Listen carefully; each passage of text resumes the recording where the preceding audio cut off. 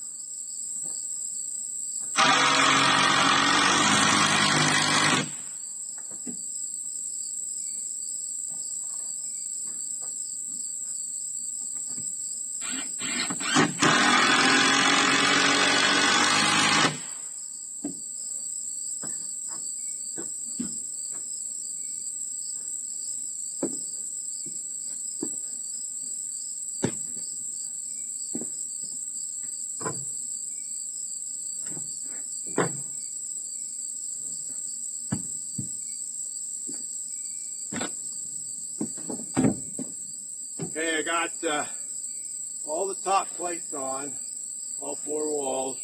The first top plate, I'll double them. I got them pretty well braced up and plumbed up. So the next thing I'll do is start filling in with, well, I got to finish the bottom plates on 3 walls. And then I'll start putting in the